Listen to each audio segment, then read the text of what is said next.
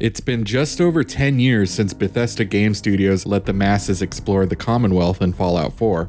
As with other major Bethesda releases, it's been given a plethora of post-launch support through much-needed bug patches, major DLC releases, and controversial paid microtransactions through the Creation Club. Fallout 4 has been given a bit of a resurgence this past year with the release of the Anniversary Edition and the second season of the popular TV show. For players who may have only experienced the Wasteland near launch, but want to dip their toes back into the irradiated water, you might need a bit of a refresher of just what exactly has been done to it. Worry not, this video will cover every major addition the game has had since launch.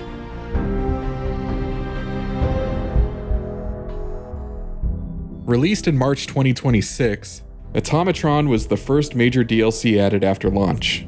It added a questline where you fight off a horde of evil robots controlled by the mysterious Mechanist, a character with a minor role from Fallout 3.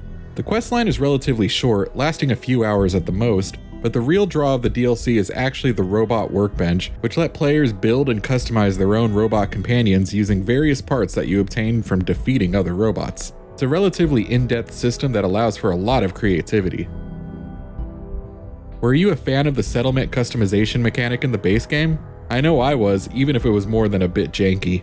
The Wasteland Workshop DLC, introduced in April 2016, expanded the mechanic with a multitude of new settlement objects and decorations. Some new objects could be quite useful, like the decontamination arch, which removes all radiation from a player when they pass through it, saving you some precious radaway. For those wanting to unleash their inner jigsaw, the Wasteland Workshop DLC adds various traps that the player can set up all over a settlement. You can also capture and tame monsters and use them to defend your settlement, or use them to create your own battle arena.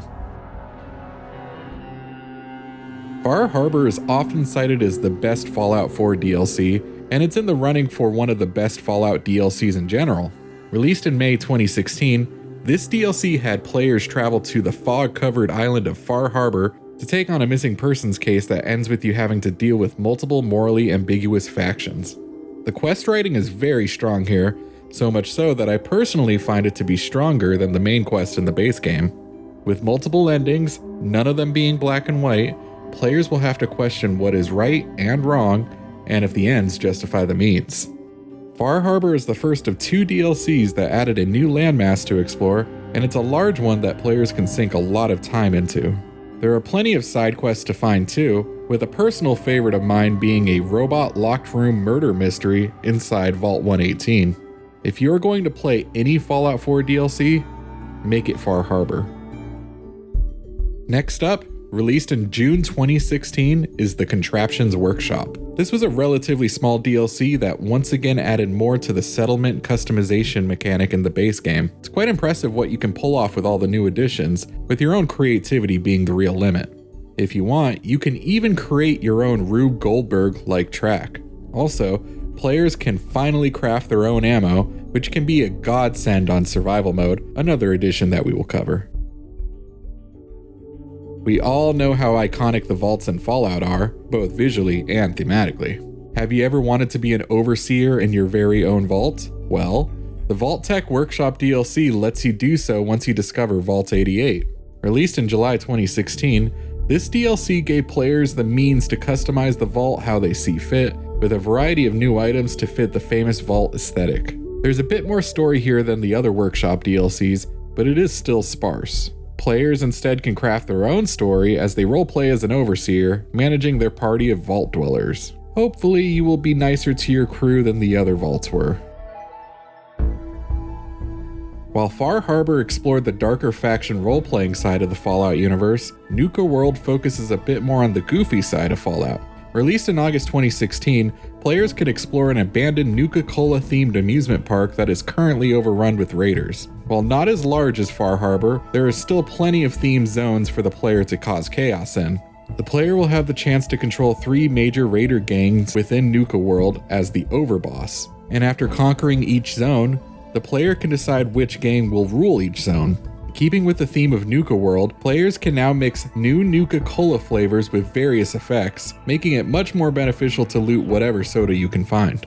New powerful enemies are scattered throughout Nuka-World, making it one of the most challenging pieces of content in Fallout 4, and a fun way to close out the season pass.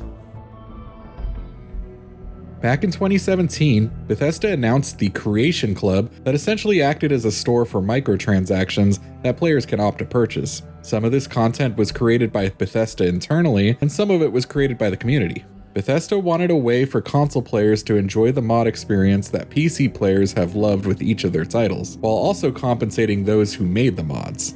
This was controversial to say the least, since Bethesda already had a history of paid mods on Steam, a decision that was not well received by the community. Also, people found the pricing of the small items to be egregious.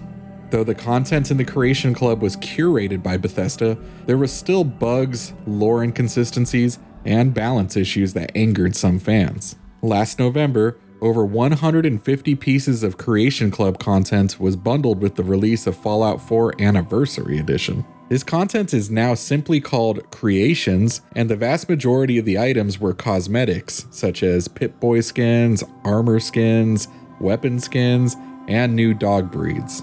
There are a few side quests added, such as the New Vegas-inspired Tale of the Beast Hunter and the Fallout 3-inspired Pint-Sized Slasher, but side quest content is sparse compared to the plethora of skins. But hey, at least they added Brahmin armor, right?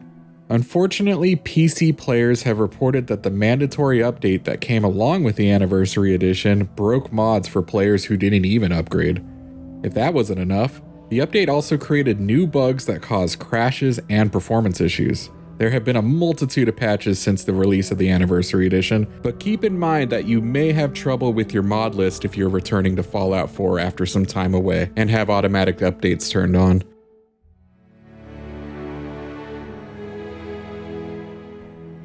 Survival Mode was a free update that added an immersive difficulty option in March of 2016. It is similar to the Hardcore mode from Fallout New Vegas, but with even more restrictions placed on the player to up the ante.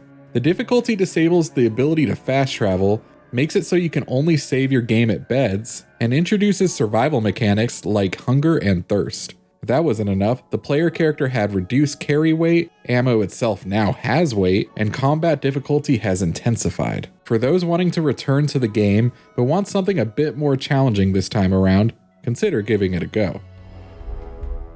2017 also introduced players to the full virtual reality port of Fallout 4, similar to Bethesda's efforts with Skyrim VR. Unlike Skyrim VR, however, it is unfortunately a PC exclusive, with no signs of it being ported to PSVR 2. Fallout 4 VR allowed players to aim guns physically and use the Pip-Boy in a similar way to how the player character would use it. This is a separate application to base Fallout 4, meaning if you want to explore the game in this way, you will need to repurchase this specific version. Also, the VR version doesn't come with any of the previously mentioned DLC. If you do own the DLC for the non-VR version of Fallout 4, there are some workarounds to make it playable, but it is not officially supported. Fast forward to 2024, a next-gen update was added to the game, officially giving the PS5 and Xbox Series consoles native ports. It featured a way to target your frame rate at either 60 or 30 frames per second, an option to prioritize performance or visuals, and 4K resolution support. It also gives PC players official ultra-wide resolution support.